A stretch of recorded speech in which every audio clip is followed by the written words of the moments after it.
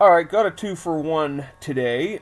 I was posting on a Muslim forum about how Muhammad ripped off the infancy Gospel of Thomas in the Quran, Surah 349.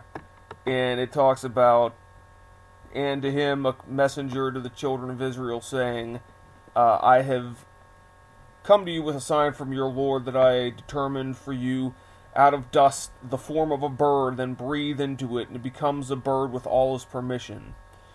Now, that happens not in any of the Gospels, not in any other tradition. That happens in the infancy Gospel of Thomas.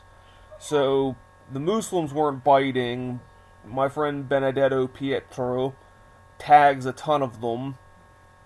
The first one's like, where is this in the Gospel of Thomas? And here's where I put it. Chow Jesus, when 5 years old, was playing in the ford of a mountain stream. He collected the flowing waters into pools, made them clear immediately. By a word, he alone made them obey him. Having made them soft clay, he fashioned out of it 12 sparrows. It was the Sabbath when he did these things, and there were also many children, blah, blah, blah, and they ratted him out for doing something on the Sabbath. Joseph, coming to the place and seeing, cried out, saying, why do you do this on the Sabbath, when it's not lawful? Jesus clapped his hands, cried out to the sparrows, and said to them, off you go. And the sparrows flew and went off crying. So, that's pretty much the same thing Muhammad said Jesus did in the Quran. So, way to stay classy, Muhammad. Copying Gnostic infancy Gospels when writing your Quran. Well, the highly intellectual Mohammed Bello Munir comes on the scene and posts a bunch of idiotic memes. The first being, of course, the ever credible and highly believed Jesus and the pagan parallel.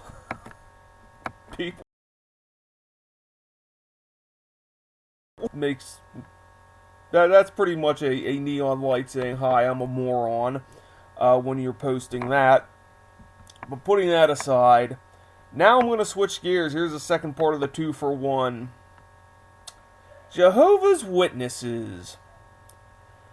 How does it feel when an article from the Witch Tower from 1950 which is attempting to shill the New World Translation, is used by the enemy against us? Now, granted, the article's idiotic. The people using it are idiotic. But nonetheless, doesn't it feel great, Jehovah's Witnesses, when you put a tool in the hand of the enemy who is looking for any reason not to trust the Bible or any half-witted thing that they can throw at a Christian, and they throw out an article from the Witch Tower in 1950 showing that there are 50,000 errors in the King James. Give me a frickin' break. The King James version isn't perfect, but there aren't 50,000 errors.